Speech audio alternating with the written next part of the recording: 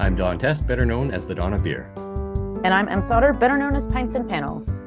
Welcome to the 19th episode of the All About Beer podcast.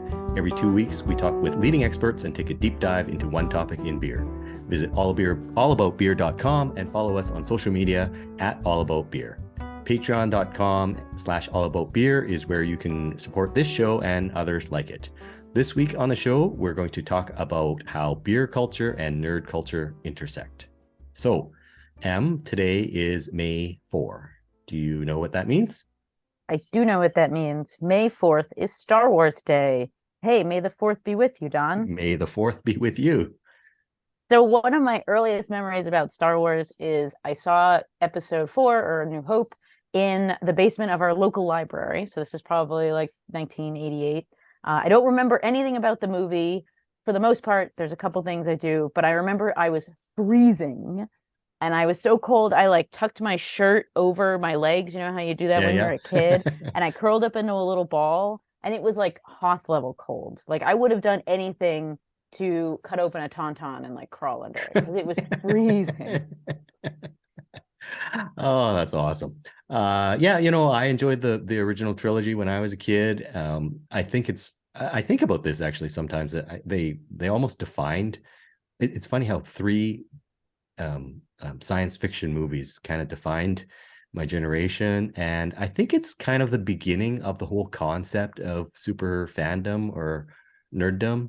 And I just really love hearing people talk about anything that they're passionate about. So I look forward to hearing what our guests have to say about not just Star Wars. Obviously Star Wars is what prompted this episode on May 4th, but we're going to talk about other areas of nerddom, including The Simpsons, which is something. Simpsons, which is our that's where you and I are super fans. Yes. So yeah. So we'll introduce our guests and get into a conversation. But first, if you would like to help support the All About Beer podcast, reach out to podcast@allaboutbeer.com. All About Beer is back, and we're asking for your support to help provide the independent beer media this rich and colorful industry deserves. Visit our website, allaboutbeer.com, where we're frequently posting new content. And please consider throwing us a few bucks at patreon.com/allaboutbeer. We have low-cost memberships for individuals and small and large companies alike. Every dollar goes to help produce new articles and podcasts. Estrella Galicia is an independent family-owned brewery in northwest Spain, founded in 1906. Estrella Galicia Cerveza Especial is a world-class lager, brewed using the finest Spanish malts, locally cultivated Galician hops, and the best brewing practices made out of the state-of-the-art facility in A Coruña. Recognized around the world for quality and exceptional character, Estrella Galicia is a beer like no other. To learn more about Estrella Galicia, follow them at Estrella Galicia USA on Instagram. Audra Gaiziunas is the owner of Brewed for Her Ledger LLC, a management consulting firm focused on providing guidance to the craft alcohol community. She is currently serving as Crooked Stave's Chief Financial Officer. Prior to owning her own company, she served as Dogfish Head Craft Brewery's controller from 2009 to 2010, and Mother Earth Brewing's Chief Financial Officer from 2011 to 2014. She has been working exclusively in craft beer for 14 plus years and joined the Brewers Association's Finance Committee in January 2020. A graduate from the Kennan Flagler 1 MBA program at the University of North Carolina at Chapel Hill, Audra possesses 20 plus years experience in senior leadership roles in craft brewing, manufacturing, services, nonprofits, and startups.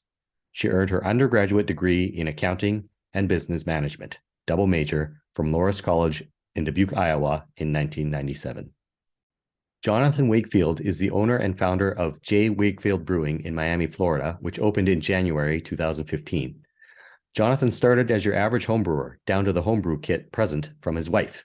At the time, Jonathan had obtained his master's degree in accounting and taken the occasional culinary class. But what started off as a hobby quickly grew into a lifestyle, the lifestyle of a brewmaster. Since then, Jonathan has become a staple in the craft beer community. He has won multiple homebrew competitions, accolades within the professional industry, and has gained worldwide recognition, particularly for his Florida Vices, a spin on the classic Berliner Weiss. Welcome to the show, Audra and Jonathan. Good to be here. Thank you very much for having me today. We are excited to talk to you about how nerd culture intersects with beer culture. and I guess beer culture is perhaps a form of nerd culture. Yes. But the first thing that we have to do is we need to, the both of you, to prove that you are in fact worthy nerds, worthy enough to be on this show. So, Audra, how nerdy are you? I am an accounting nerd, a math nerd. I'm a fractional CFO for our industry. I get very excited when I can make a balance sheet balance and build out economic models. I'm also a huge cosplayer and Star Wars nerd. So I have a Wookiee suit, head to toe, 7'2", and then I also cosplay about 15 to 18 different Star Wars characters. And then Whoa. go to conventions. Wow. Yeah, it's a lot of fun. So I would say Wait, it's pretty nerdy. what is your great. most like of all of the what's the most like obscure person or like costume you have for cosplay for Star Wars to like show extra nerdiness? I have a Wampalorian that I have built out. So it is meshing together a Wampa with a Mandalorian using the theme colors. So I have little horns and I'm carrying a baby Wampa instead of Grogu. So my entire armor is gray, blue, and white. My flight suit is white, but I'm incorporating as much of Hoth, the planet Hoth, as I possibly can within my Mandalorian armor. Wow, that's so nerdy. I love it. Okay. Jonathan, if you are truly a nerd, you've been sitting silently, anxious to tell us how nerdy you are. So over to you. I'm more probably of a collector nerd. You know what I mean? I run super deep with comic books. I think my lightsaber collection is now at 9 pieces. Oh. Yeah, my comic book collection runs very deep. I've been collecting since I was about 10 years old. I'm now 45, so 35 years worth of books, and it's quite a massive book collection. Not only that, but I also attend Comic Cons and collect more lithographs to hang inside of the tap room that we have. I actually have on my front windows of the tap room, I actually have a copy of Jim Lee's X-Men #1 in full layout when it was broken into different panels for different variant covers that they did for the comic book. It is all laid out as it should be in one large panel on the front windows. I also have a Emperor's Throne Room scene on my giant wall with 2 of the Imperial Guards, the Emperor and Vader on his left. And then, of course, I have the cantina scene inside of the tap room. I have Han Solo frozen in carbonite as our large table inside the tap room. I mean, it can kind of go on and on and on, but that's all from my doing and kind of my nerdy background. Right. Oh, that's awesome. Wow, yeah, that's Awesome. good. These are great guests to talk about nerd culture here, Yeah. Don. Yeah. I think I'm a nerd, and then I meet people like Audra and Jonathan. I'm like, wow, I'm No, not. Don, you're a nerd. um, Don't worry about it. Don't worry about it. You're a nerd. Yeah. So why do you think beer culture and nerd culture work together? Audra, do you want to start? Sure. They work together because I feel that there's like an element of inclusivity to both. Like geek culture, nerd culture, it recognizes people, those of us who didn't fit in with the popular or the cool kids back in the day. I'm Gen X, so I was definitely a nerd. I was a straight A student. I was the class valedictorian in high school. I was the one that the popular kids did not want to hang out with. And so I was kind of like on my own and just loving math and science. Like I excelled in both of those areas. I absolutely loved it. And then similarly, craft beer, it rejects the corporate structures. It's full of artists and creatives who are encouraged to brew beer their own way. And it really touts independence. So I think that whole, hey, you don't belong where cultural norms normally are supposed to be. So here's a space where you can be seen, you are heard. And I feel that whole inclusivity piece is what makes both mesh together so well. Well, you're gonna make me cry because that was me in high school too. I'm super That was also me in high school, but not a straight A student at all. The opposite. Jonathan, further thoughts on that? I mean, I would actually absolutely agree with the inclusivity. I was not the straight A student, nor, I mean, I had good grades, but I was also an athlete. I played college football, played basketball, a little bit everything, but still at the root of everything, I still made my journeys to the comic book shop, you know what I mean, to collect my favorite comics. And I mean, I also went out and sought a master's in accounting, which is not like a super favorable, thing that people want to dive into. But it's definitely, for me, it was always a creative thing. Not only was I collecting, but I was drawing my own comic stuff and having creative outlet like that. And then it was also me what got me into cooking, and then what kind of led me into start home brewing. And it's just that creative side. And being in the creative side, you are welcoming everybody. You know what I mean? Mhm. It's also like what spawned me to, like, when I met Maria, who is my manager now, but she was the first woman down here in South Florida to really want to dive into brewing. And I said, yeah, let's do this. You know what I mean? And she worked her way right up into being our head brewer, and now, runs production and everyday management stuff. But it's like, it's about that being inclusivity and welcoming all, because it's really a shared space. And really, it's open for everybody. I mean, that's what beer is. It's not supposed to be one way or the other, kind of shunning out people, but really just welcoming anybody and everybody. And I think it's what's so tied to the geek or nerd side of things, because comics, cosplay, all of that. I mean, it's for everybody. Right. Yeah, you dress Be up however yourself. you want. Yeah, Without nice. judgment. Yep. That's cool. And I love And how both of you, have your strong accounting backgrounds, which I think a lot of people equate with not creative, and then you have this other creative side to you to both of your lives as well. I think that's really cool. Hey, for me, I think it came from my parents. I grew up, my dad was a physician and was excelled very much in science and math. And my mom was an opera singer. She was a soprano. And so she got me into the arts and being on stage and memorizing lyric epic poems, in front of people to get rid of stage fright. But at the same time, got me into theater as well and dance. So I got my dad's brain, but I got my mom's love and passion for the arts. So I've always been kind of juxtaposed between the two. And that's where I feel beer is also a great space that I fit in, because my accounting side is balanced with the creative side. Like, I'm allowed to go and brew with the brewers and collaborate with them. And there's just so much reward in that. And I would argue beer similarly, like there's a lot of science to it, but there's also a lot of art to it. So it's kind of that balance as well. Yeah. That's awesome. Very much like cooking, like Jonathan mentioned. Yeah. I mean, awesome. for me, that's what it was. I mean, it was just another outlet of creative. For me, it was always making something for other people and seeing their reaction or their pleasure being derived from what I had made for them. So that is what kind of drove me into this as well. Awesome. Plus, it's just, creating a new dish or creating a new beer. I mean, there's so much more into it. I mean, it is part art and part science. I mean, because there is a lot of science in brewing, but it's really, I mean, you are working from a blank canvas into this final product. Yeah. Jonathan, you brewed the first green beer I ever had. I also brewed the first like fuchsia or pink beer that everybody had ever seen. And it was really good.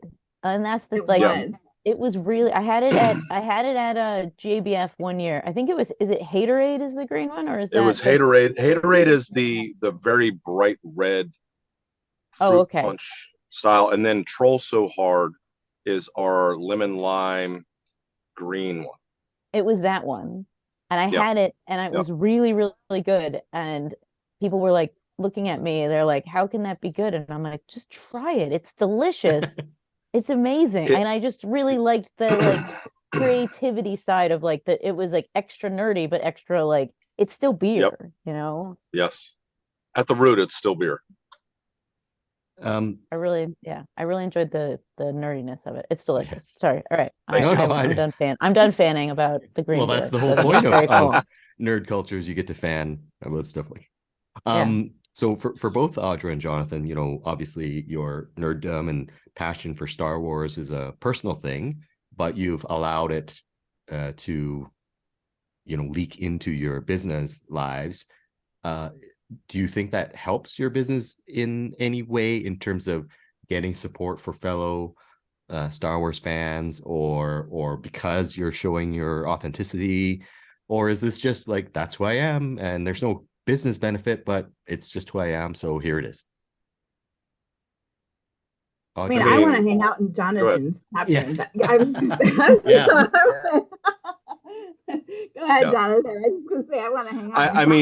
I mean, for me, I think it kind of can go either way because it's really about like when people walk in, they're like, you know, all this comic book and Star Wars stuff, and people either embrace it or they just kind of like, oh, that's cool, and then kind of move on. So I don't think it's a hindrance, but it definitely calls out to those that associate with that more. But I mean, at the same time, I'm sure it can turn people off of how much nerd is in there. But that's just me, and I'm just going to put on display who I am. You know what I mean? Yeah. And it's who I am at the core. I'm a nerd. You know what I mean? So you're gonna see it, and there's no you know, shying away from that, nor would I. You don't have any like jock themed breweries coming in threatening to beat you up or anything like that? No, I don't think so. And you know, at the same time, I still work out. I still try to take care of myself. I mean, I still love sports. I mean, we play all the Heat games, Dolphin games, any sports that come across will be played inside the tap room, along with us all playing, you know, any Marvel movie or Star Wars movie or show. I mean, that it all gets equal play here. You know what I mean? Yeah. Awesome. Do you think there's certain types of nerds that you see more in beer culture, like comic book nerds or video game nerds or Star Wars nerds, bourbon nerds, food nerds? Audra, go ahead. I see a lot of show culture for sure. Mhm. So the Game of Thrones, you know, is a Oh. big one, or Lord of the Rings is another one, and like popular, it's Stranger Things. We had here in Asheville, North Carolina, we have a brewery called Dissolver, and their Halloween party was Thrones, Rings, and Stranger Things. And so you could come as your favorite character from any one of those or make a mashup of them. And it was wildly popular. And it was the same night that Billy Strings was playing at the Civic Center. So everybody was pre-gaming, dressed up as one of those characters before the Billy Strings concert, and they all walked out, you know, for the concert. I just stayed behind. I was one of the Game of Thrones mashup characters, and I'm more, yeah, I was more of like a Viking type of character anyway to begin with. But that's what I see happening. Jonathan? Nice. I mean, I don't know. I mean, for me, like I see some of the guys that have worked here for me, and I think it's really it could be a bit of everything. You know, guys, you know, like comic books and they like Star Wars, and it carries on. They like science, they like math. You know, it can cross all kind of boundaries, really. I mean, and it's still at the heart, you're still brewing. You know what I mean? But in the background, hey, you're watching the new episode of Mandalorian, or what comic book did you just pick up from the comic shop, or hey, let's try this, you know, new yeast strain, you know, better flocculation. I mean, it just kind of crosses all realms. You know what I mean? So we see a little bit of everything that comes in here. Yeah. How Emily, does yeah. how does nostalgia like play a role in any kind of creation? Because actually for Jonathan, you do like I was looking at your beer list, and I'm an 80s kid. I was born in 1983. And so Yeah. your beer list is like if my childhood created beers. I You yeah, I use mean, your I childhood as like because there's like an NSYNC one, and then there's Oh, you have yes, Power Ranger themed beers. You do a yeah, dodgeball theme. Like there's just you yeah, lean really, really hard into although dodgeball is like aughts. But anyway, you know what I mean. Like it's Yeah. you lean really hard into, I'm assuming, like things that you loved from your childhood. Is that like a source of inspiration? Yeah, I would say, I mean, from day one, I've always said it that, we are very much heavily influenced by pop culture, music, movies, shows, everything probably from the 80s and 90s. And I think it resonates really well with the consumer base that we have. Um, I grew up through the 80s and through the 90s. And so I like to bring back things like we have a beer called like Big Trouble in Little Windwood, which is a reference to Big Trouble in Little China, which is one of my favorite movies. We've done Star Wars theme, comic book theme. I mean, really, but a lot of it is based out of like that 80s and 90s window, which I think had probably some of the greatest pop culture, references. Obviously, not forgetting like Mandalorian, all the new Marvel movies. But like to me, obviously, since I grew up in that era, and a lot of people that work for me kind of grew up through that era, it really hits home for a lot of people here. Yeah, there's definitely an element of nostalgia because I was born in 1976. I'm 46, and so definitely straight up Gen X. And Zool in Knoxville is another brewery that I visit often because it has got I like so how you many. both know which are the nerd brewers. But anyways, sorry to interrupt, I Audra. love them. Yeah. Well, we hang out, and like I said, there's this element of nostalgia. It harkens us back to these times when life was like a lot simpler. We were carefree, playing outside, coming in when it was dark. Parents weren't worried about us. It was we were apart from all these everyday stresses and social media. Social media didn't exist. And so there was like this purity, this authenticity about it that when we can tap back into that part of our brains, that's where we want to go. And so I feel that's a big driver for those of us, especially in our 40s and 50s.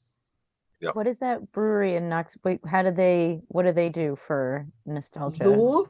Yeah. Zool is based off of Ghostbusters. Oh, got it. Oh my gosh, Yes. I should know that.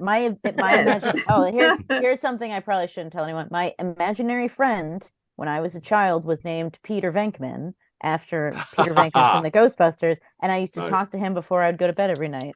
And that's a little too much information. Okay, about my wow. childhood. We're gonna hold that against you for a while. Yeah, that's totally fine. I had a special phone I called him on. Like I loved the Ghostbusters as a kid. Oh my gosh. But yeah. Can I reverse M's question? So you all revealed approximately how old you are and everything. But of course, craft beer has a lot of younger participants as well, millennials or whatever. Is there ever a risk of either alienating them because they don't get the Ghostbuster references, or is it just like if you're a nerd, you get into it and everybody loves it? I honestly think, it's obviously nostalgia for us. And actually, those beers with that nostalgia seem to sell better. You know what I mean? There is some nostalgia, some pop culture references to here and now in this time period. But really, I think the millennials and stuff, if they're into it, they know all the old stuff. Like, my kids have kind of been raised on that. Like, even my cousins that are in their mid 20s, they know all the old stuff, but that wasn't by my doing. That was by their parents. And, if they're into nerdy things, they have deep dived into a lot of the older stuff where a lot of the newer stuff has been built off of. Right. And so in fact, I think with the internet, it's easier for them to do that than it was. Right. Like Audra was saying, like back in, we didn't have that. Like I didn't have a phone, we didn't have internet. You would go to the movie theater or the comic book shop or the library or, bookstores. And that's kind of where you found your basis from. But now it's like, you can get everything at your fingertips. Yeah. And any knowledge you want. Yeah. Everything that's old is new again. Look how popular Kate Bush is. Like all these things that we grew up in, with. If you think about it, that song, like, I kind of remember that song, but not so well. Like, I don't think it was that big of a chart buster back in the day, but all of a sudden it goes on the TV show that was supposed to be set in the 80s, and all of a sudden that song's like a #1 hit. You know what I mean? Yeah. It's on the I mean, they radio all are the bringing time here. everything back. Yeah. Yeah. Oh, I was at Target today, and every 18-year-old girl looks like Cher from Clueless. Like it's every Oh, kid's dressing like it's 1994 again, because everything old is new again. It's very similar to beer, where you watch like right. different trends. Like everyone's brewing dark milds now, and you're like, Well, okay, right. cool. Think about it. I think we've kind of, I mean, are the super heavy smoothie sours and like the super adjuncted stouts still kind of around? Yeah, but I think we've started to turn the cycle back, you know, like the clock back, and people want to drink beer that is beer. You know what I mean? Yeah. And it's bringing back these kind of styles that kind of died off, like you said, like a dark mild. And So many I mean, dark lagers milds. are all the hit. Like, you know, I'm selling, you know, dark Czech lagers. You know what I mean? That 5 years ago, nobody wanted that. Yeah. Yeah, I'm Um, costing out more rice loggers for the different breweries that I work with than I have in a long period of time. Oh, really? Yep. Yeah. Yeah. Yeah.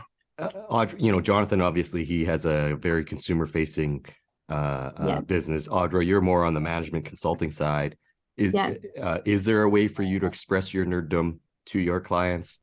Do they like that? Do they not appreciate it when you send a report and it has a, you know, I don't know, Luke Skywalker on the front, right?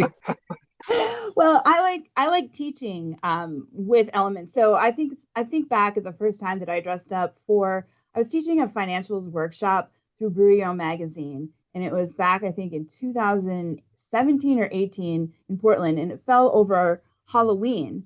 And I dressed up as Rainbow Bright, and I taught the entire Oh, yes. 8-hour financial workshop as Rainbow Bright. And um, then last year at the Craft Brewers Conference, because May the 4th fell, during the conference, I walked around the trade show floor as a Twi'lek.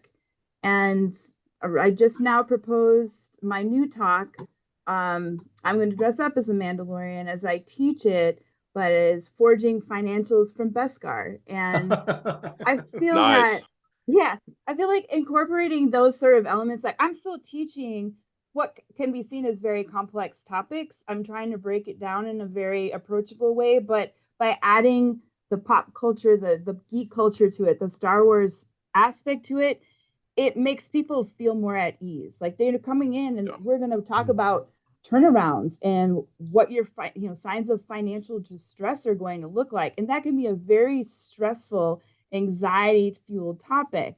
But if your person that is teaching it to you is dressed as a Mandalorian, or it can bring some elements of geek culture into it, it feels less harsh. It feels more approachable. And I'm at your level. I'm not going to be some Heidi, CPA firm that's dressed in a suit that is talking down to you. I'm at your level. I'm a home brewer too. I'm going to, it puts me on the same level as a lot of my brewery partners. And they then don't fear asking me any question for the fear of being judged or perceived as not knowledgeable in these areas. They open up to me a lot more that way. So it's who I am, but I also want them to see that dimension of me and see, like, I'm not just an accountant. I am a geek, and I really care about you and your business, and I care about our industry. So meshing them both together has been really helpful. Everybody's been really like welcoming and receptive, at least to my face. But it's I would be excited. I mean, I'd be excited instead of going to into a stuffy conference. You know what I mean? There's some lightheartedness to it, so I think it would take away some of that stress. You know what I mean? Yeah, because a lot of topics, I deal with a lot of stress, and especially this year, I'm working with a lot of turnarounds and financially distressed breweries, and I'm trying to take that off of their minds as much as possible. And so incorporating some geek culture into it has been really helpful. When you teach about, when you talk about turnarounds, do you play Bonnie Tyler?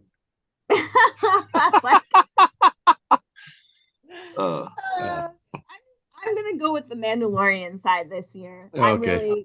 I'm going to push forth with that one. And it'll just be how my slides look and how my presentation looks. The material will be very serious, but I'm going to try to be more approachable from that perspective, because I don't want it to appear so stark. Yeah. Yeah, Um, nerd stuff's a really great way to talk. I do a HR like a PDF that actually you can download for free on my website about like best practices. So like don't be a jerk. And I always include Simpsons references because Don and I are huge Simpsons nerd. Like my wedding cake was though to a whale of a wife cake when I got married, which is a deep cut thing. But I mean, yeah, it makes things that are stressful like yeah, things are really expensive right now, but you come at it in a lighthearted way and it shows you care and it shows that you've got other things going on besides, just thinking about beer and business all the time. right. I And actually that's think it's an yeah. effective teaching tool because it makes it more memorable too. But but I'm not a teacher, so what the hell do I know?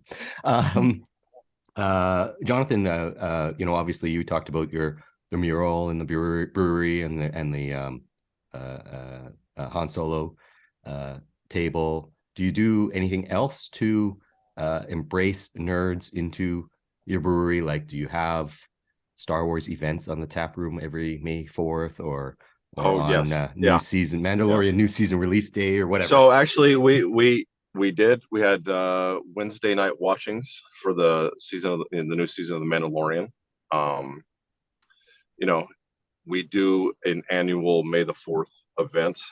We will actually have someone here like cosplaying, but like a professional cosplay as Chewbacca. We'll also have a fire dancer with flaming lightsabers that shall be here.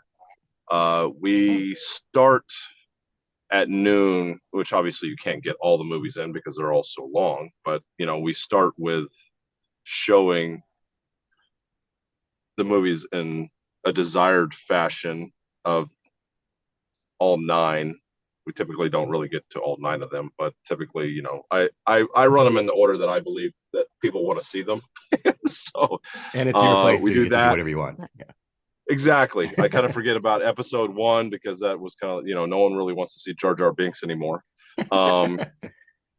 We kind of jump to 2, 3, Rogue One, then 4, 5, 6, and run in that pattern. But then we also have actually, we do special beers. We also do special treatments for that day. We kind of fill up the lines with everything themed Star Wars for that day. I mean, in the past, we've had like troops of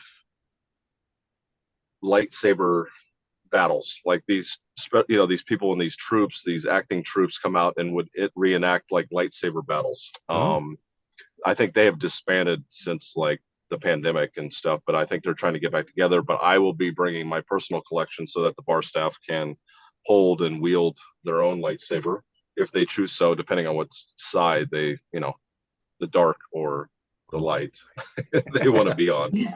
But yeah, we run pretty heavy with that. And we have really embraced that. And it's nothing that we shy away from because that's just who we are. Yeah, That I love it. sounds like so much fun. Like Yeah. really Oh, good. it How is. many Star Wars themed beers have you produced at the brewery? Oh my gosh. I was about to say, like, do you even know? I mean, I think our portfolio nowadays, 9 years in, I think we've made in upwards of like 600 different beers. Even if they were 1 keg treatments, I mean, I think we've done in excess of 600. And I would say, since you can't really call it certain names, and Of course, more in fact, yes. like having like the characters on a can or a bottle label, but we riffed on that. And I would probably say there's probably, out of the beers that we've made, probably 40% of them, you know what I mean, have been Star Wars referenced. Oh, A lot. so a lot. Yeah. Oh, it is. Yeah, how do you that was a good, how do you tiptoe, making these beers without Lucas calling you our Disney, I guess, because and you don't want to piss off the mouse. Well, because calling you up and it's saying like, hey. I mean, we did a blue raspberry sour that we called Cooler Than a Tauntaun's Toenails, with just the bottom part of the foot of a tauntaun on the label. So not the full animal, and really kind of, it's an artistic representation. As long as we're not stealing like the exact name and the exact character. I mean, it's just an artistic representation. Yeah, Like 'cause, if like, I were to put yeah. like an Imperial Trooper on there and call it like Stormtrooper Stout, like I think we'd be Oh asking yeah, for. yeah. Have you heard of other breweries maybe overstepping the line and getting a cease and desist from? There is a local brewery near my house. Yes. Oh, is that right? Yes. Yeah, that made a beer. They put a Groucho Marx mustache on the Stormtrooper. It's called Stout Trooper, and they Yes. got a cease and Yep. desist, and so they changed it. Yep. Great Oh beer. no, if you take like the actual like the more popular characters, Stormtroopers, Vader, the Emperor, Luke, Han, any Rey, Finn, if you take any of that and put that directly on a label and use the name and reference, like you're done. Mhm. Yeah. They're Here's a coming for you. question, because everybody colloquially refers to him as Baby Yoda, but he's actually Grogu. Grogu. Grogu. Or Den Grogu. Den Yeah, Grogu. Den Grogu. For So- spoiler alert. So there is no I actual Baby Yoda. So could you use that name in a? Probably not. You 'cause it has probably Yoda's. right, because everybody referenced them. I think that would be, I mean, Over the line. right. Yeah. We actually did a beer called The Child, and I assume that's a reference to Jesus Christ. No I'm just kidding. symbolism and symbolism, but like it was a green label with a ghosted image of a head on it of Grogu. You know what I mean? And it was just The Child. So like, but we only did like 100 bottles of it, so it didn't really like mass population. Like if it was something that hit nationwide, it probably would have got rang up. You know what I mean? Yeah. Jonathan, you've talked about what you're going to do this May 4th and what you've done in other past May 4ths. Audra, what are your plans for this upcoming May 4th? And you can also talk about other things you've done in the past May 4ths. Sure. So let's see. This past weekend, I trooped as Princess Leia, the OG senatorial dress gown Leia, up in Limestone, Tennessee, to raise funds for deaf children. I do troop with the 501st and the Rebel Legion whenever possible, and those are the official costumers of Star Wars. They're not associated with Lucasfilm, but we try to make as representative, like, of costumes that are as screen accurate as possible. So we get involved in a lot of fundraisers for different events, and the city of Johnson City in Tennessee, just about an hour and a half away from me, they're putting on a May the 4th, a 4K race, and the entire downtown also has a sip and shop weekend going on, or the evening going on as well. And basically all of downtown Johnson City is going to turn into a Star Wars galaxy. So I'll probably be dressed as Ahsoka Tano, or Ayla Secura. Nice. I'm not sure yet, but likely Ahsoka, Siege Ahsoka, Clone Wars Season 7. And the other option is, let's say it's raining or the weather isn't great. The Whale, which is a beer bar here in Asheville, they are playing Return of the Jedi in honor of its 40th anniversary. They're going to do Star Wars trivia, and we're doing a space party there. So that would be my second option of attending that event. The Whale also sponsors and holds Swan's Day and a lot of other beer events. They're a pretty prominent beer bar here in the Southeast. So Nice. that's going to be an option too. Do you ever do like a costume changes midday or anything like that? Usually not, because I have to deal with a lot of airbrush paint and body paint. And so I'm kind of stuck in that character, unless I would be, more of a human type of character. So like a Leia or a Rey is easy to dress into some other humanoid character. But if we're going from Twi'lek to Wookiee or vice versa, there's a lot that we'd have to like clean up and change. And the turnaround time, most of these events are like 2.5 hours or so.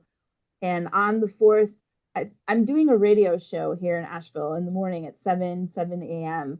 I will go as Sith Leia for it, because my guest partner, she's going to be the light side Leia, and I'm going to be the exact same dress and everything except black, and I'm going to have Sith contacts, and I'm going to wield Darth Vader's lightsaber. So we'll be mirror images of each other for this radio show. But then that's 7:30 in the morning. Then I have to work, that whole What? accounting thing. But it's a national But it's a national holiday. Yeah. No And work on the 4th. No. Yeah. It's not, and sorry, I it's not a wish. national holiday. It's an intergalactic holiday. Mm. Exactly. I already told my Colorado brewery partner that I work with on a weekly basis. Our leadership team meetings are every Thursday. I said, I'm going to show up as a Star Wars character. Like, I'm going to come on screen. I don't know which one it's going to be yet, but I will definitely be in costume, because once we finish our call and I have one other call, like, I'm either heading up to Johnson City or I'm getting ready for the events here all afternoon in Nashville. So TBD. Very nice. I think, Very nice. Exciting. Audra, I think it sounds like you need to hire an entourage of assistants so you can do costume changes midday. I would love to have a handler. I do. Oh, go ahead, My Audra. boyfriend is my partner right now. He is on motorcycle trip all the way to the West Coast. I'm going to meet him in Portland, Oregon on May 12th for our 8-year anniversary. But then he's going to continue on to Canada, and I'm going to fly back because I have that whole work thing. So he is normally a handler, a volunteer handler, so to speak. But You're right. he's gone now, so it's just me. Wow, he doesn't sound like he's a very good handler if he leaves you high Oh. and dry He has on his own adventures. May 4th. Hey. Come on. Yeah. Sorry for being mean there. I want to thank Audra and Jonathan for embracing nerd culture and making it Yes. okay to be a nerd. Absolutely. Certainly when I was a child, yeah. I was Nerds just gonna are say, best. when I was a child, nerddom was not cool. We were the ones that got teased by the jocks and everything. So thank you for putting it out there. And it's because of hard work, like by people like you, that Audra, now today you can go on a Zoom call and warn people that you will be dressed up, and that's okay because people get it and it's fine now. Yep. And Right. so That's thank fun. you for that. I have one last question. Sure. Each for each of you. Favorite Star Wars movie and why? That's a good question, Em. Go ahead, Audra. Well, I'm still going with A New Hope. It's the original. It is what got me to fall in love with Star Wars altogether. Darth Vader fascinated me. It's why I love pretty much every James Earl Jones movie. His voice is just amazing. There's so many elements of my childhood mixed in there. I love the whole trilogy. I love Planet Hoth. I love Endor. There are elements to each one of those I absolutely adore too. But the OG A New Hope is where it all began. Jonathan? For me, I don't know. I guess because I was born like in '78, so like the one that resonates most with me would probably be Return of the Jedi, and followed strong second by Empire Strikes Back. But for me, Return of the Jedi was that great ending to that trilogy, and you're introduced to so many, like, I mean, you get the established characters. We get Han back, and Leia and Chewie and Lando, and then you get the Ewoks and the battle on Endor. I mean, it's just, to me, it's just like one of the best movies overall. And it's like they just re-released it in the movie theaters for the anniversary, so it's like I'm definitely going to see it before it gets out of theaters. But for me, that movie itself is the one that probably resonates the most with me. I think it's amazing that Em, actually, I want you to answer that question. Oh, Before I- well, I think I agree with Audra. I think it's A New Hope because that's the first I saw that for the first time. I think I was 5, so this is like 1988. And just seeing like when the Imperial ship comes onto this, and it's just like you just like nothing you've ever seen before, and you're 5 or 6, and you're like, holy crap. And like it's just so well, like it's tight, it's great, and then it introduces you to all the characters that you all care about, and and I remember borrowing it from my best friend on VHS. VHS. Yes. And watching Yes. it and being like this. And I remember when they re-released them in the late 90s and they like, made the CGI better. Yeah. And they like tweaked They it. added And stuff too. Yeah. yeah. And it was just so like, I remember going and being like, this is so cool. Like it was for Star Wars is like beer. It's for everyone, everyone like, Yeah. I and think when you it's meet people that have never seen, I have a friend who's never seen it, and I'm like, "Are you Yeah. a human?"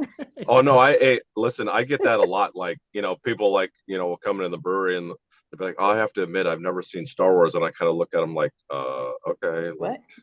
what are you missing here? You know what I mean? You're But, missing I mean- being a human. That's the like, Right, and it's part of humanity. I don't know how I don't know even know how that's possible. Like it's one thing to not enjoy it. It's one thing to not be a fan of it, but to have never actually seen it is never seen it. incredible to me. Right. Yeah. Right. Anyways. Well, I mean, because it's everywhere now. Yeah. It's everywhere. And go ahead, John. Yeah. I mean, to me, being a child of the 80s, I mean, that original trilogy has withstood the test of time. I mean, there's a lot of 80s movies that have not, that I was a fan of back then. Like you watch them now and you're like, oh boy, you know what I mean? But like, you're like, Star Wars has withstood the test of time, and it's just decade after decade, it still can resonate with you. You know what I mean? Yeah. And this is actually what I wanted to observe, that, the three of you, when you named your favorite film, and if I've ever had that conversation with anybody else, everybody will name one of the original three. And it's a real testament to how culture shaking and earth shattering those three movies were. Because Don, notwithstanding what about everything you? You've got to answer it now. I don't know. You know me with beers. I can't pick a favorite, and I can't. All right, I will fine. say A New Hope. I'll say A New Hope. Okay. I also like how when you go back and watch them, they already laid the groundwork for some of the future things, which they wouldn't have known at the time that they were going to make the sequels, right? So I thought that was kind of interesting. We need to wrap this up. I do want to say, because you were both flexing your nerd muscles. I want to flex my nerd muscle here and say I actually once ate Wookiee steak, but it was chewy. Oh. So, Don. Audra, how can people follow you, social media, etc.? I'm at Audra Gaiziunas, Audra_Gaiziunas on Instagram. I'm on Facebook as well. I am searchable. My original contact information for socials got all hacked while I was teaching in Pennsylvania last year. So I had to start brand new accounts again. So I'm pretty easy to find. If you say Google Audra and beer together, I'm always going to be on the first page. There's not many Audras in beer. Okay. Jonathan? I'm just at JW Brewing. On multiple platforms, or if you follow the brewery, it's J Wakefield Beer, or our website, just jwakefieldbrewing.com.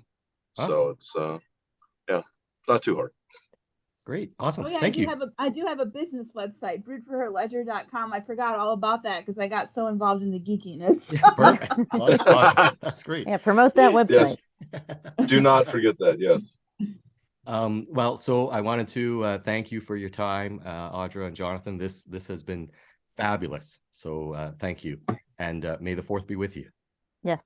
Thank you. Have a good one, guys. And also with you. See you at CBC in Nashville. Cheers. Yep. Cheers. Cheers.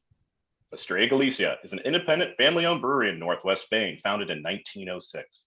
Estrella Galicia Cerveza Especial is a world-class lager brewed using the finest Spanish malts, locally cultivated Galician hops, and the best brewing practices made out of the state-of-the-art facility in A Coruña. Recognized around the world for quality and exceptional character, Estrella Galicia is a beer like no other. To learn more about Estrella Galicia, follow them at Estrella Galicia USA on Instagram. All About Beer is back, and we're asking for your support to help provide the independent beer media this rich and colorful industry deserves. Visit our website, allaboutbeer.com, where we're frequently posting new content. And please consider throwing us a few bucks at patreon.com/allaboutbeer. We have low-cost memberships for individuals and small and large companies alike. Every dollar goes to help produce new articles and podcasts. Jeff Cioletti's tenure in liquid literacy has exposed him to some of the best libations the world has to offer and given him access to the producers and purveyors of such fine refreshments. His writing combines his love of drink with a passion for travel, and one usually involves the other. Jeff is editor-in-chief of Craft Spirits Magazine, a publication of the American Craft Spirits Association. Previously, Jeff served as editor-in-chief of Beverage World magazine, and he's also the author of 6 beverage alcohol-themed books, including Drink Like a Geek, Sakepedia, The Drinkable Globe, The Year of Drinking Adventurously, Beer FAQ, and his latest, Imbibing for Introverts. Jeff is also a certified international Kiki Sake-shi from the Sake School America and holds a level 2 award in spirits from the Wine and Spirit Education Trust. Welcome to the show, Jeff. Oh, thank you for having me, Don and Em. So this is an episode about geekdom or nerddom. And so the first thing we have to do is prove your bona fides. So tell us how nerdy you are. Let me see how nerdy I am. I flew to London on the 50th anniversary of Doctor Who, just because I said I wanted to go to London on the 50th anniversary of Doctor Who, where it all started. That's pretty nerdy. That's pretty nerdy. I also, and speaking of Doctor Who, I flew to LA back in February just so I could get my picture taken with Jodie Whittaker at a convention. Oh, wow. I know people who went from Ireland for Okay, that. so they're not. I'm not as nerdy Yeah. as they are then. Well, But you still, yeah. went the other way, so I feel okay. But you're also like a Star Wars fan, and Oh yeah, lots of Star other, Wars. I've made like documentaries about Star Wars fandom. I made a documentary about Doctor Who fandom, for that matter. But yeah, I've always kind of been in this geeky world.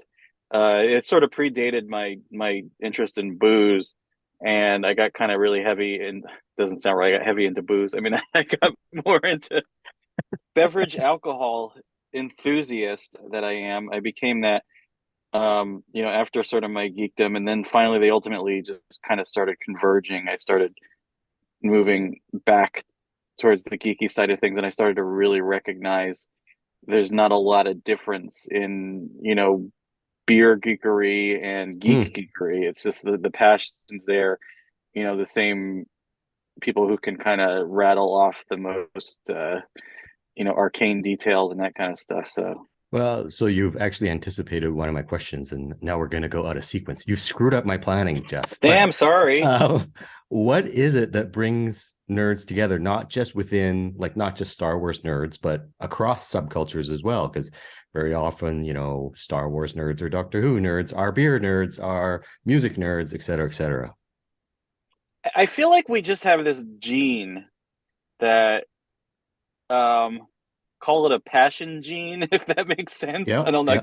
I can't think of a better term for it, but we just, I guess it's just sort of a motivation to never kind of be half-ass about anything. You just kind of throw yourself into something and it sort of carries over. I mean, it's like, I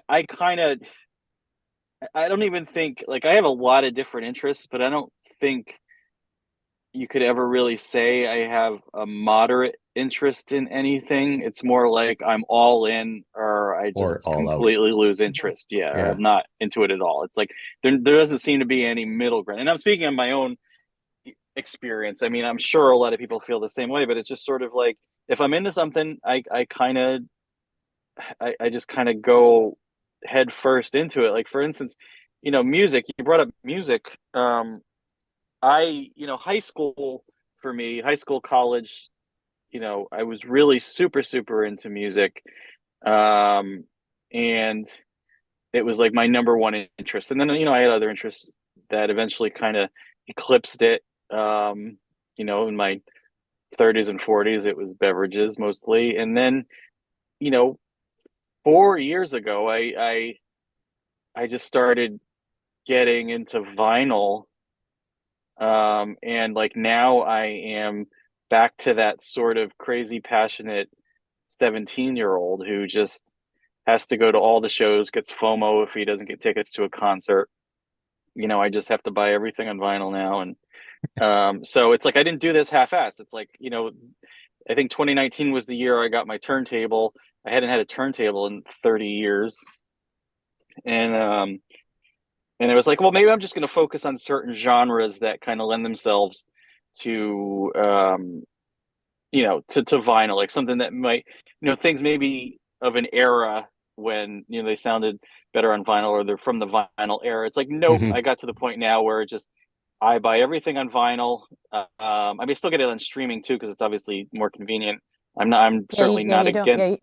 You don't have a vinyl like turntable in your car Yet. Well, yeah, well, exactly. That's yet. why, yeah. Or you can't really work out with it either, so it's sort Yeah. of Yet. that's why. So it's the convenience. But I will, but I need to have everything on vinyl. That's the thing. It's like I'm really into physical media now, and I'm not half-assed about it. And again, when I got my turntable, I didn't think I would be this all in. But again, it's that gene at work that doesn't let me do anything half-assed. Is it the same as an addict? I'm sorry, Em, but No, good. is it the It's- same as an addictive personality?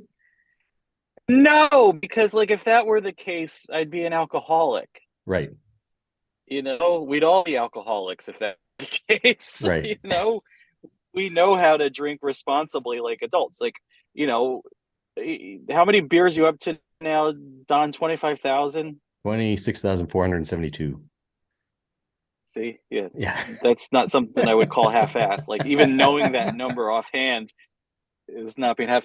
But you are not an alcoholic. You don't have a drinking problem, because I mean, again, that in itself is, if you have an addiction, which is an actual disease, it would be problematic. But because you don't,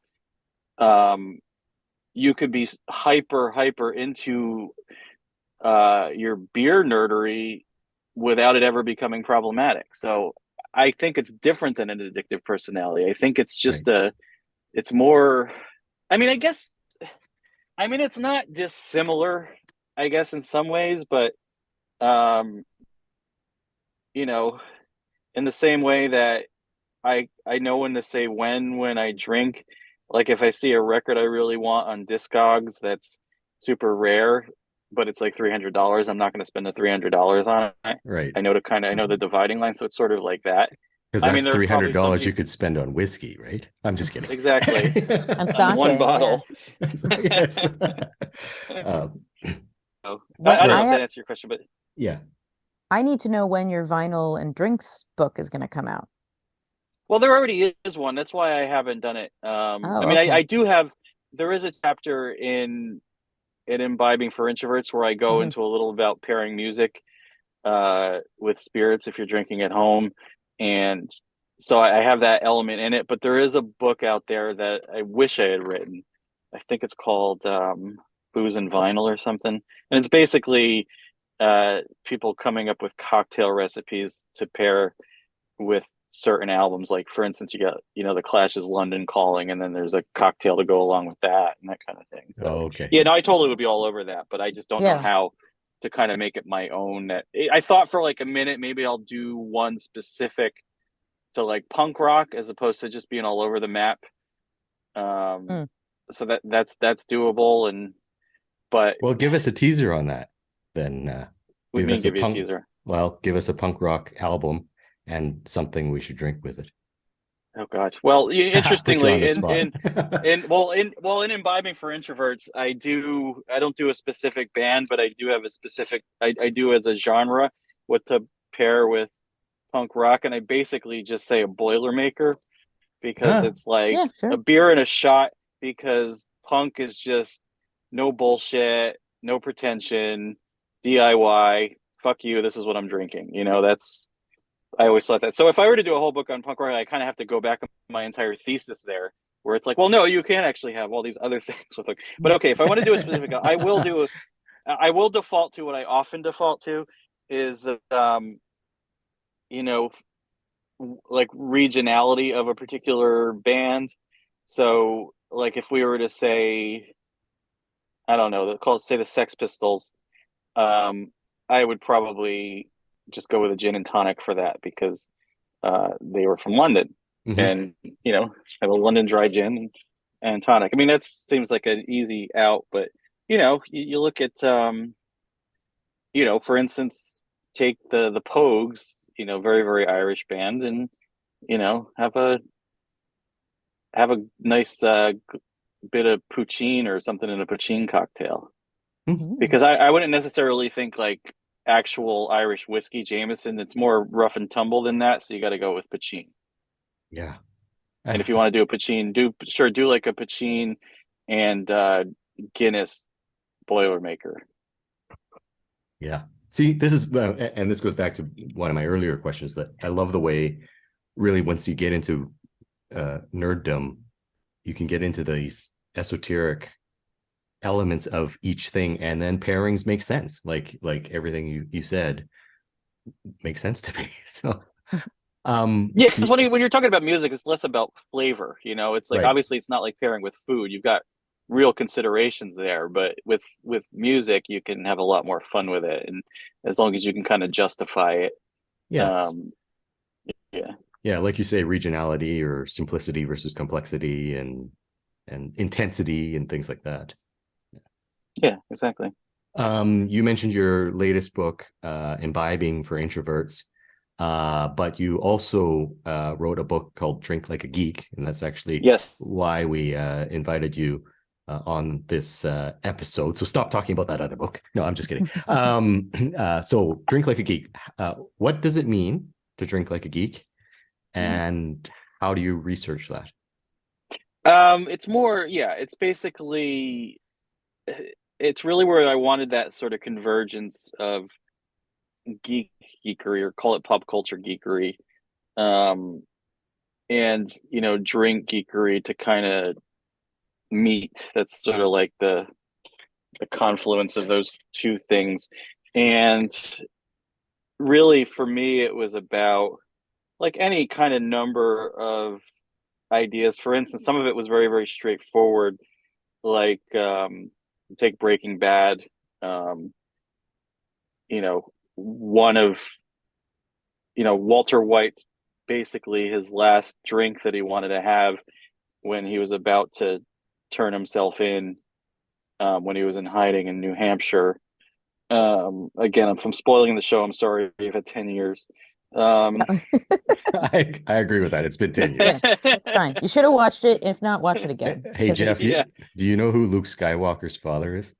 I'm not allowed to say. Sorry. It's you've had, again, it's been 43 years, but I'll give you to 45 years to figure it out. Okay. Anyways, I interrupted you. Sorry. No, I was just saying, like, the last thing he ordered at the bar was Dimple Pinch, a blended scotch. So I would include that, like little tidbits on that where things actually appeared in certain shows. And then, obviously you get things like Star Wars where they're not really drinking anything of this world. So I really kind of look to people who have mixed certain things with Star Wars in mind.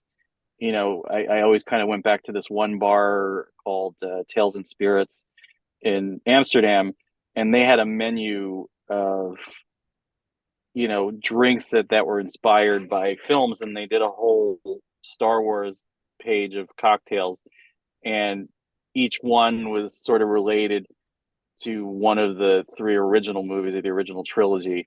So like they had one based on Return of the Jedi, and they kind of leaned more into the Endor side of things. So there was a lot of like greenery, kind of piney stuff going on with it. And then there was one, I think the Empire Strikes Back one, they really focused on the notion of rebellion a lot. And one of the things that they did is they sort of paralleled the Star Wars rebellion with like the Jacobite rebellion, and so they made it more kind of like Scotch based and that kind of thing. So it was just so they kind of went in that direction, and they had a whole explanation on why some of them were served in Darth Vader mugs, so they really sell it that way. So it's like fun things like that that make it neat. And then you, again, the obvious thing, Big Lebowski, there's the White Russian, and there was a whole other part of it too. I did like a really long section on James Bond, and everyone thinks it's just the shaken and not stirred vodka martini that he drinks, but I basically rewatched every movie and went through and found everything that he drank in each of those movies that wasn't a martini. And, you know, so, and he's actually, it turns out he's very much like, he kind of gets, you know, all the other, you know, problems with James Bond aside, like, you know, I make a note that some of them, obviously, like in some of the Sean Connery ones, he's downright rapey in some of them, and they don't really hold up very well. But in terms of like him as a traveler, he drinks like I do. There's like a very kind of when in Rome notion to him. Like he was drinking in Turkey and From Russia with Love. There was a scene where he's drinking Rocky, you know, basically their ouzo.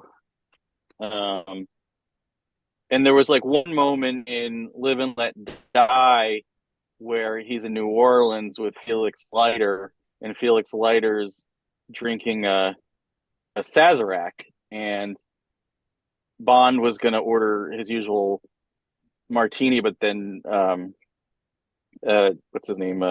Felix goes, you know, you're in New Orleans, like live a little or something. I can't remember the exact line. So they has a Sazerac, and then there's a whole thing with brandy and a lot of the other ones, and just, you know, kind of wherever he is, that's what he's drinking. And obviously a really more recent one too was with Pierce Brosnan, made like mojitos kind of popular again with people because he was in Cuba, and he pronounced mojito really weirdly too. Everybody kind of mocked him for it. It was like mojito or something. And but so yeah, he's like you said, he there is a sense of place in these movies, and in a lot of ways they try to kind of bring a little bit of the local drink there. And even in Goldfinger, and I keep going back and forth, I'm going to stop now on James Bond, but Goldfinger, there was they were in Kentucky in one part of it, and they were drinking, you know, bourbon and branch water. So okay, cool. Yeah, so it's like weird things like that. It's like things that appeared in things, and then other things that were inspired by them. Cocktails, and then you got obviously the beers that were produced in partnership.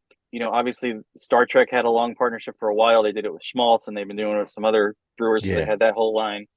The Game of Thrones beers and Game of Thrones beers, with Ommegang. So that was huge for a while. So it's like, and again, and they didn't just do it. Wasn't like when Ommegang was doing that, they weren't just slapping a label on it and saying, "Oh, this is tied into Game of Thrones." They ingredients wise, they tried to really tie it to a certain aspect of it. Like, you know, they would do something. They would do like a darker beer for the, you know, like the guys on the wall, what do you call them, Night's Watch, you know, they would have that where it'd be dark and warming because it's freezing up there, and they wear black, so things like that. And they would do a blonde one to kind of tie in with the Lannisters, so, you know, and then they did like a smokier one that had something to do with dragons. So it's kind of it was kind of cool the way they did that. It wasn't just like, you know, we have a license here, let's just slap a label on it. Right. Yeah. Thank you for your time, Jeff. Em, do you have any other questions? No, it's just really cool how I like it's just really cool how you can really make pairings your own too, because you can look at so many things and say, oh wow, like I like, you know, this band and they're from this place, I'll drink this, or they're really loud, so I'm gonna pair it with like a really big beer, or, you know, there's just so many ways that you can pair the things you love with alcohol, booze, spirits, you know, beer. It's just really cool.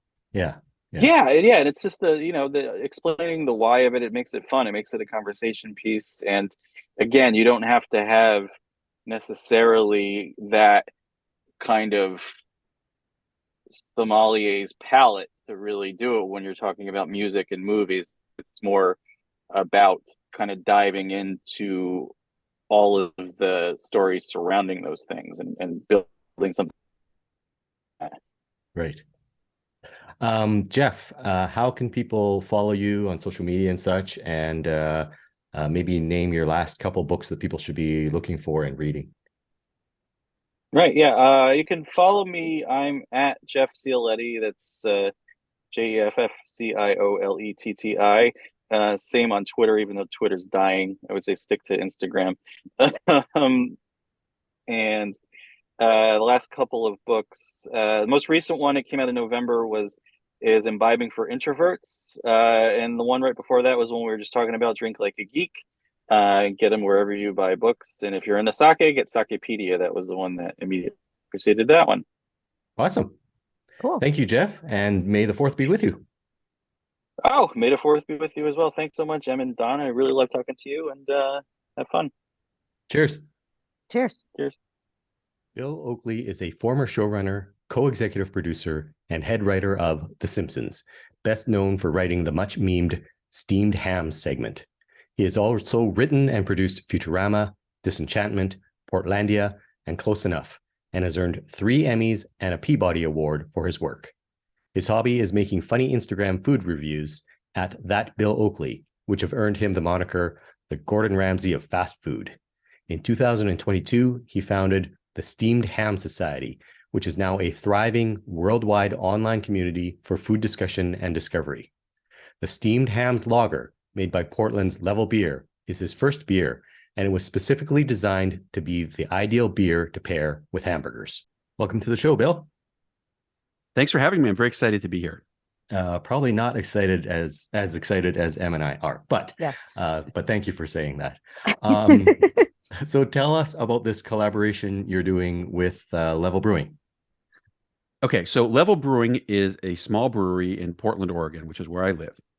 And they called me up about even a year ago, and said, let's do a collaboration. And I was like, let's do it. I would love to. And we had several meetings, and we came to the conclusion that what we wanted to do was the ideal beer to go with hamburgers.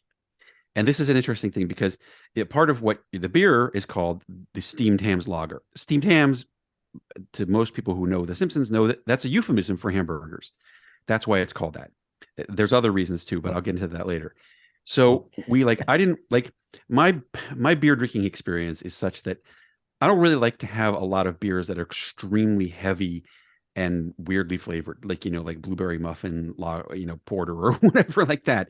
I prefer to have beers that are lighter in scope that will go with my food rather than being a substitute for food.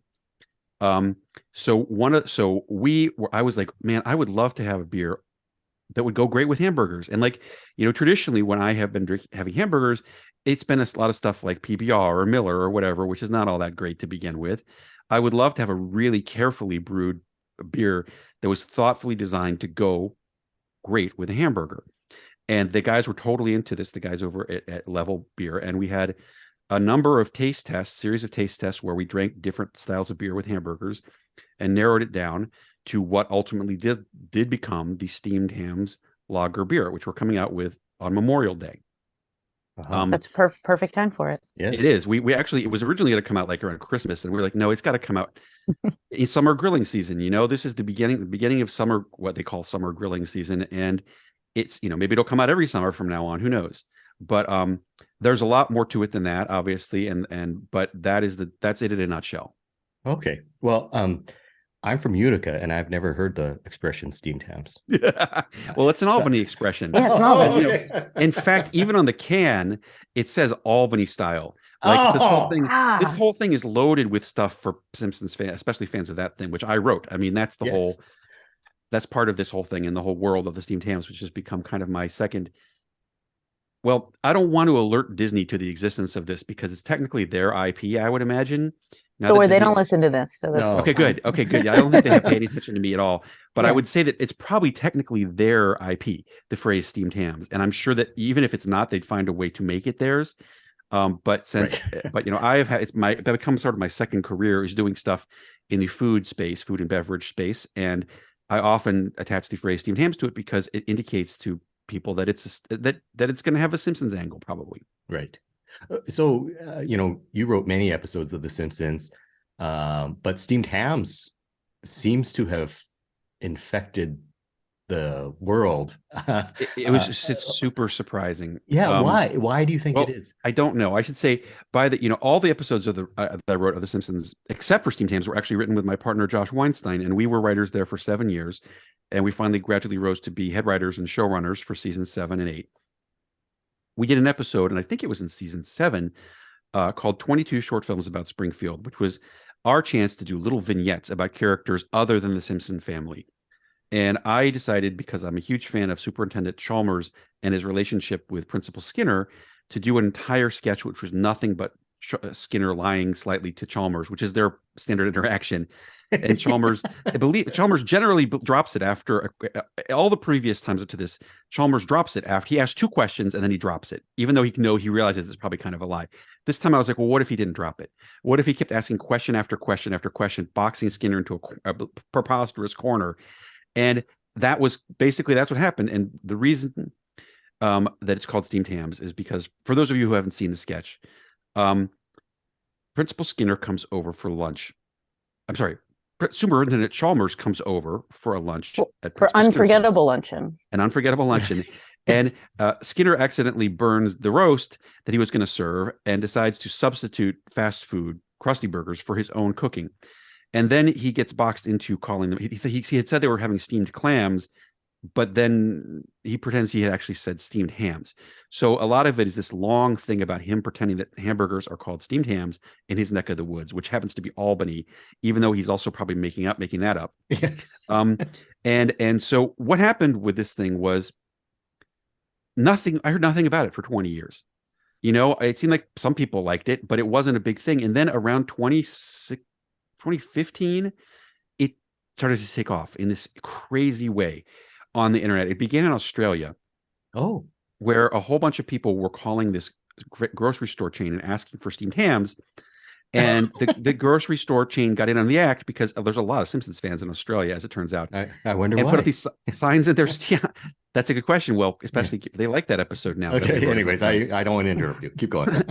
They put up signs in their grocery store that said, we don't sell steamed hams, but please consider our ground beef or something like that. And they made videos about it. And then I think it just took on this weird life of its own, where between 2016 and 2018, people started remixing their own versions of it. And there were literally thousands on YouTube of people who have re-edited it in some way or redone it in some way. But they're still coming out. It was actually Internet Meme of the Year for 2018. Wow. And it was, people are still, even to this day, a month ago, a guy made 2 absolutely brilliant remixes of it, one of which is a German expressionist silent film from like the 20s, another of which is a animated Soviet film from like the late 60s, both of which are the level of craftsmanship and artistry, and they're just staggering. Anyway, steamed hams has now become one of those things, like a phrase like dead parrot. Monty Python fans would know the phrase dead parrot, right? From that sketch. Steamed hams has become one of those things. And although I don't get any money for it, I enjoy the fact that I wrote it, and I'm pleased that it was something that I wrote that has caused this sensation, which continues to be somewhat of a sensation. So as I have moved into the food and beverage world in the past 5 years, I have been using that phrase in various things I do. I have the Steamy Awards, for instance, on my Instagram, and I have the Steamed Ham Society, which we'll talk about, and this Steamed Hams Lager is also part of that. Now, again, one thing people always ask about this beer is, does it taste like ham? And I have to say emphatically, no. We didn't want a weird tasting beer. We wanted beer, a accompaniment that would enhance your enjoyment of your hamburger and not intrude upon the taste of the hamburger. Right. So it's just like a golden lager, super easy to drink. Nice. Yes. It's beer that tastes like beer kind of thing. Right. It's kind of the brewery describes it as a light lager meets Italian Pilsner. Oh, okay. That sounds lovely. It's a dry beer with, this is what they have written about it. It's a dry beer with a decent bitterness and some mild hop aromatics. And we discovered it really worked well. I mean, it was unanimous. Every time we moved to the next stage of taste testing, it was generally unanimous which beer and which flavor went best with the hamburger. We tried it with a variety of different hamburgers. And it's an interesting experiment in I guess, brew mastering, that it came out so well. It's like, I would love to have a whole bunch of this and just eat it with my hamburgers all summer long. Yeah. Are you a beer geek as well, would you say, or? Not really. I am. I don't think it was even until 5 or 6 years ago I learned the difference between lager, pilsner, IPA, porter, all that stuff. So I don't really know that much about it, and I'm happy to have you guys fill me in. This is obviously your field of expertise. Well, you live in Portland though, so which is the land of beer. Yes, that's what they say. I mean, like I still have I'm one of those people who likes to have more than one beer. And like I still remember as a kid those ads for Schaefer that was like the one beer to have when you're having more than one. And that's the kind of beer that I generally prefer to drink. So, and there are like, I mean, I would say of all there's two craft beers that are both lagers, pilsners. I realize pilsner's a type of lager. Am I correct about that? Yes. Lager Okay. is like there's lagers and there's ales, and pilsner is a type of lager. Okay. Stick with us. We got you. There is a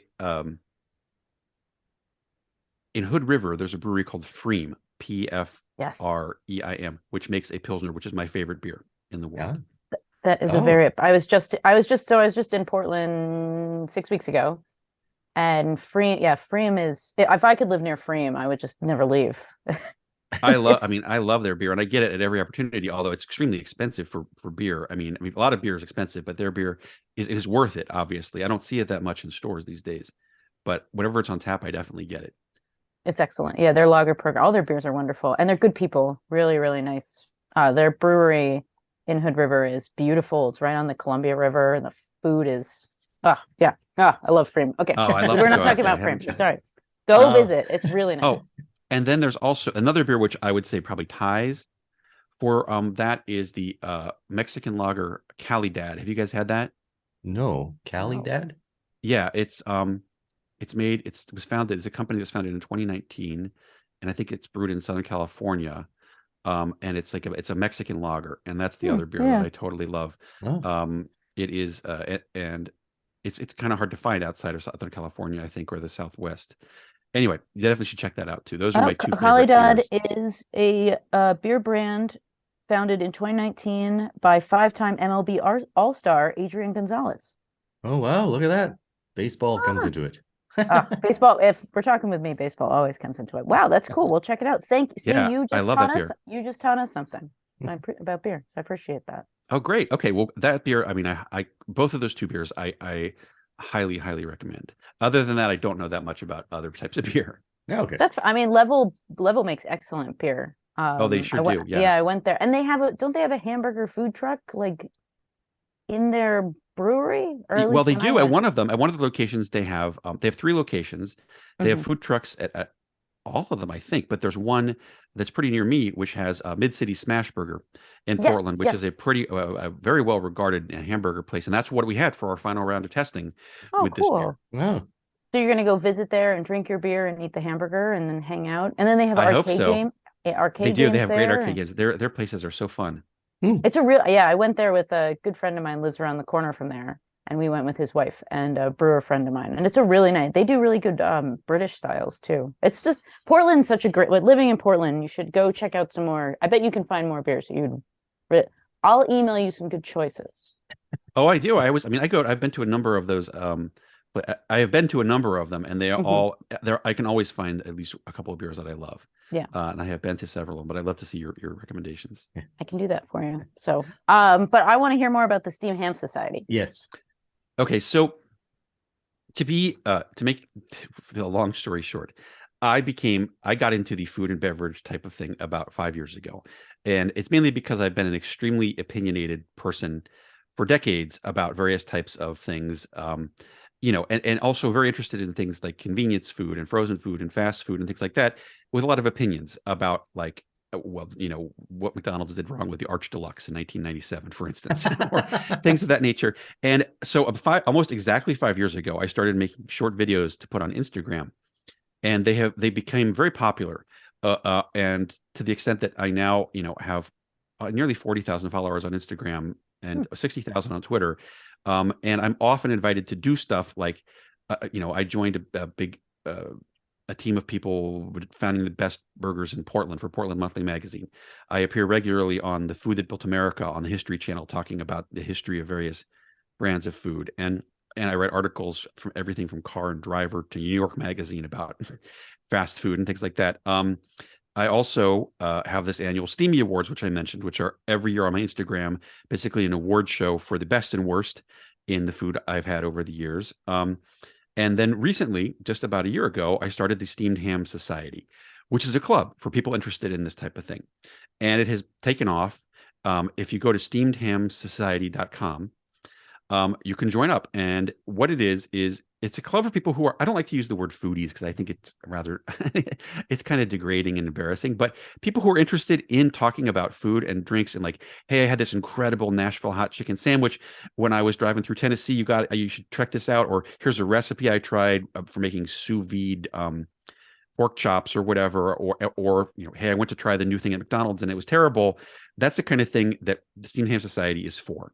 Okay. And we have a Discord, which is filled with lots of people talking about food and drinks and recipes and cooking techniques and other things 24/7. We have monthly live streams about food and about Simpsons stuff. We have merchandise. We have all sorts of, there's at the higher levels, we have curated snack boxes sent to you by me. And even there's a really high level for people who want me to give them feedback on their writing because that's very time consuming and I charge for it now. But in any case, the Steamed Ham Society is your one-stop place for this type of thing. If you are interested in talking, by the way, we always have the first information. There's several really dedicated members who are like, if you want to know what's happening in the world of, mass market food, frozen food, whatever, our Discord is the place to find out. Anyway, you can join up anywhere from $5 a month to $1,000 a month, depending on your budget and your level of commitment. And it's extremely fun. And it is something that I hope to do more of. And this beer is connected to that because it's the same logo, although there's not the club is not mentioned on the can of beer. It is the same logo that we have for the club.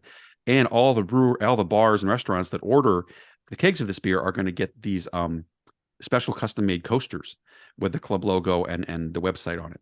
Oh, cool. That's I want one of those coasters. That sounds awesome. Yeah, I always wish I lived in Portland, and now I I also always wish. Yeah, I also. Well, let me say this is not just for Portland. Although we have hundreds of members all over the world, and although a lot of them are in Portland because sometimes we do special food, we do secret menu items in Portland. We have members all over the world. We have some in the Ukraine. We have them in Japan. A lot in Brooklyn. A lot in Chicago, South Carolina. Detroit and so forth. So it's like the club is not a Portland centric club, although there is one special chat channel for Portland stuff. Yes. Okay. Awesome. So join up. I'll see you there, I hope. Okay. Obviously there's this level Steamed Hams beer. Are you working on any other beer collaborations? Well, I will say since I started doing this, I have had discussions with a couple other places about doing some more beers, but I'm not going to do that until this is already, we've firmly established the Steamed Hams Lager. But I will say we are doing Steamed Hams Lager with a number of other brewery partners around the country, because I'm sure you guys all know, everybody who listens to this podcast knows about the arcane liquor laws in this country and the way that they're all manipulated apparently in state legislatures by Anheuser-Busch and Coors, whatever. We can only sell this beer in a couple states. Yep. Right. So this beer is going to be for sale. Level's version of this beer is only going to be for sale in Oregon and Washington, and also Colorado and DC, I believe. DC has no distribution laws, so you can sell anything in DC. It's the Wild West. I hope that we can get some sold in DC, but we're also collaborating with brewers around the country, and we already have one. I don't think I can say who they are, but we have a pretty substantial brewer in the Midwest, and we're already talking to other ones in the South and in the South in California about, we share the recipe with them, and all they have to do is just credit the beer recipe to Level Beer, and they can use the logo. They can make cans or kegs or whatever they want. So hopefully this will ultimately be available in the midsummer in a couple dozen states. Awesome. That's how clever. I mean, collaborations in the beer world's very chill. As I'm sure you've started to learn. I've learned that. It's nice. Yeah, we're not in. How many breweries are there in Portland, and no one's slashing tires and stealing recipes. It's really, really a very friendly society that we have. So I'm very excited that your beer can be brewed, hopefully in New England, where I'm from and live. Yes. So I'll make some phone calls for you. I'll see if you could actually. You're 100% authorized to do that if you want. It's very simple for us. And the process of us sharing the recipe with other brewers and designs is very simple. And we don't yet have one signed up in New England. I got you. So I'll Fantastic. Okay, cool. Yeah, I would love to drink that beer. And as a Simpsons super fan, I will my wedding cake was a complete recreation of "Chew a Whale of a Wife." Oh my God. Yes, that is yep. Which is actually it's a very sad because they're like in that rest stop. But anyway, yeah. Yeah, right. That But truck that of was jeans goes by. yeah. You think the truck's full of jeans? So yeah, as a super fan, I will help you in that regard. Fantastic. Well, it's a good thing. I can't believe I haven't been on this podcast before since you're a super fan. You guys should have me on every week. Yeah, well, sure. You yeah, are we could do that. 100%. We could do that. We should do Don, a little. We could take Bill out in Portland. Yep. And we could take him to all the there's some just the beer scene in the Pacific Northwest is so strong. Oh yeah. And we can teach you all about the beer scene there and whatnot. I guess one of my questions is, I'm sure you see a lot of people using Simpsons like iconography as like homage, especially like, steamed hams and whatnot. Is that you? I mean, you don't own it, but like, are you cool with that? Is that exciting that you see people get so jazzed about what you did? I mean, I'm sure the answer is yes, but It is to a certain extent. I mean, the thing about it is it's not my job to police that stuff. It's Disney's Sure. job and Fox's job, and they have been they do it. They've been pretty cool about it. I mean, uncharacteristically cool for those big evil companies, in that they don't like. There's lots of people on Redbubble and Etsy selling their homemade Simpsons stuff, who don't get in trouble. But I only imagine that when people start manufacturing on a grand scale, Yeah. then they're going to send their lawyers. Fortunately, they haven't sent the lawyers after me yet. Hopefully they won't for this beer. But I'd say it is like, generally, as long as I'm credited, I'm thrilled with it. Like I don't like it when people use steamed hams to make money and they don't at least put my name somewhere on it. And I did go after GameSpot when they had Jeff Goldblum read the whole script of steamed hams, literally reading word for word a script I wrote, and for like this web video that was designed to make money, without even giving me the slightest bit of credit anywhere. And so I did complain about that, and they took it down. But like in general, I'm thrilled with it, especially if I get credit. I mean, if it's a money making operation, then you're on your own. But as long as you give me credit, I won't be the one to pull the alarm. No, I'm the same. I'm also an artist, and anytime someone uses anything that like they cut the copyright off or they don't say who did it, I go after everybody, because you're a creative, and creatives need to stick together and make sure that you did that. You need credit. If you're not going to get any money for it, the least you can get is the credit. It takes 2 seconds. I don't know why, for instance, GameSpot was so reluctant to add my name to the stupid caption of the YouTube video. Like that would have been perfectly satisfactory. It wouldn't have cost them a cent. It would have taken them 5 seconds, but yet they wouldn't do it. It's very strange. That is very strange. Well, Bill, how can people find you on social media, and then also the Steamed Ham Society as well? On social media, I am that Bill Oakley, and that's Oakley on both Instagram and Twitter. But I don't know how much longer I'm going to be on Twitter, so follow me on Instagram. That's where the food stuff is. Anyway, Steamed Ham Society. Following you right now. Fantastic. Go to steamedhamssociety.com and sign up at whatever level you're comfortable with, and enjoy it. And get on the freaking Discord, because that's like it's an avalanche of exciting food and beverage news all day long. And we have these, as I said, there's a special level just for Simpsons fans, where we have a special private Simpsons chat channel, and we have live streams with luminaries from The Simpsons over the years. We have had a lot of the biggest names in the history of the show on our special Steamed Ham Society Simpsons live streams. Cool. That's awesome. Oh, yeah. I have one more question. So you're a food guy now. I just want to ask one more thing. What's the best thing you've eaten recently? Oh my God. I have hundreds of things. It's so, you saw my stuff. I know you went on, the video was briefly on, you saw some of this stuff.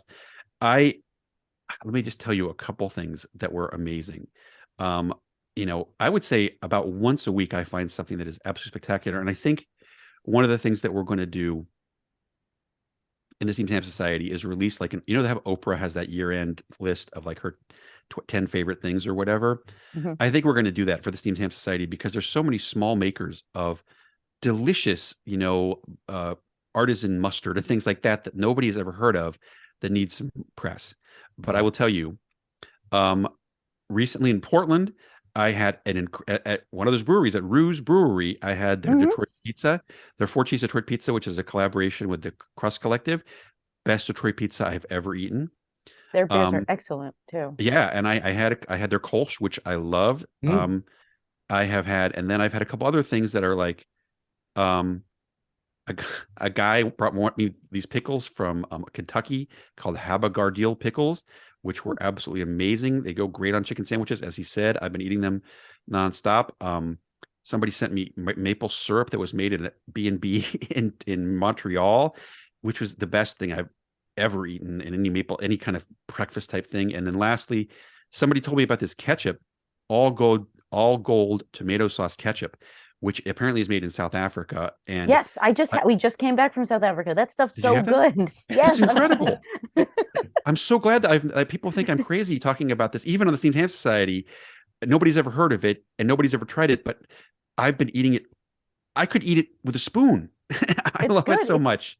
It's really, really good. Yeah, that was the ketchup choice I just judged a beer competition in South Africa, and they had a burger bar one day for lunch, and they had that ketchup, and it was really nice.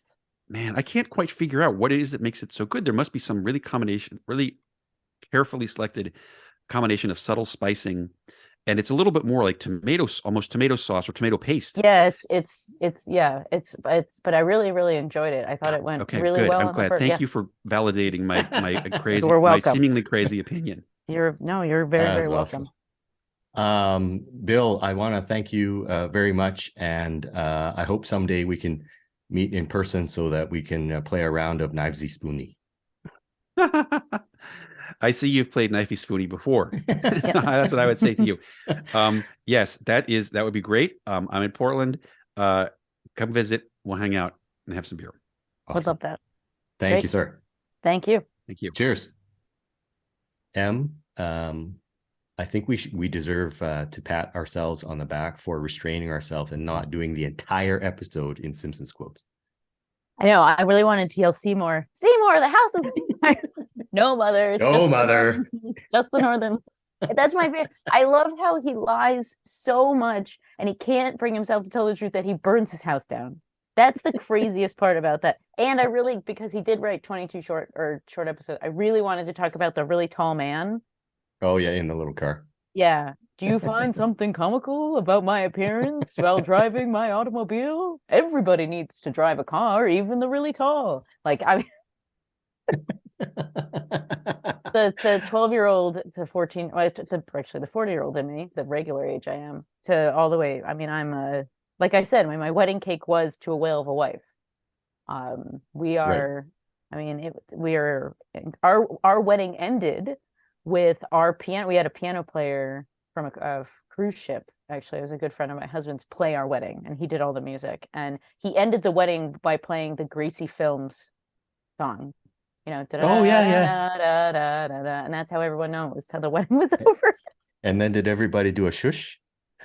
I think there was and then it was like the wedding ended with. I mean, it's a huge part of my family's life is The Simpsons. So getting to talk to Bill Oakley was like, I'm really proud that and I know it's important to you too. So I'm really proud that we kept it together. So, and also our other, like talking to Jeff about music, and Audra and Jonathan about Star Wars. I mean, and other things of nostalgia. I mean, you can be a nerd or a geek about pretty much anything. Yes. Doesn't have to be pop culture. Fast food, yeah. And the Steamed Ham Society, Bill's thing with, like, I love that he made a society. Yeah. I know, I'm joining it. And like the all gold ketchup, that stuff's great. Like it's cool how everyone has passions about so many different things, And ours also is like, you and I and a lot of people who listen to this podcast have a passion for beer. Yes. That transcends, anything. I mean, beer is my life. And I mean, I know it's part of your life and a lot of people who listen to this podcast, and it's to a nerdy extent. And so it's cool that how like almost all of our things in our lives can be nerdy. Yeah. And that's okay. Yeah. I do want to say though, my cat's breath smells like cat food. I bet my Wookie. Okay, everybody, visit allaboutbeer.com and follow us on social media at allaboutbeer. And if you're feeling generous, please visit patreon.com/allaboutbeer to support this show and others. If you have questions for the experts, please email us at podcast@allaboutbeer.com. That's also the email for feedback, suggestions, or to inquire about supporting this show through advertising. Speaking of advertising, here's a short word from our sponsors. All About Beer is back, and we're asking for your support to help provide the independent beer media this rich and colorful industry deserves. Visit our website, allaboutbeer.com, where we're frequently posting new content.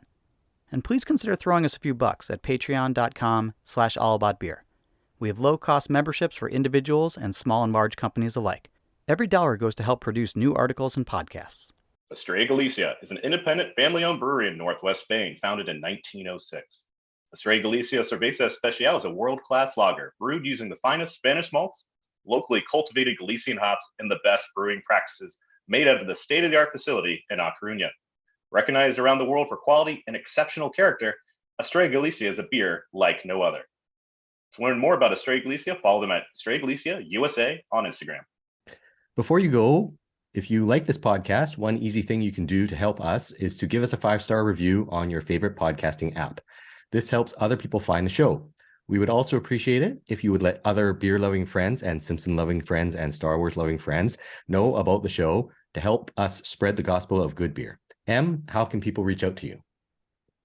You can find me at Pints and Panels across all social media and www.pintsandpanels.com. What about you, Don? I am at The Dawn of Beer on Twitter and Instagram, and people can drop me an email at don@thedawnofbeer.com. This show is produced by All About Beer. Visit allaboutbeer.com for articles, notes on this show and others, and to connect via the newsletter and social media. Cheers. Cheers. Smell you later.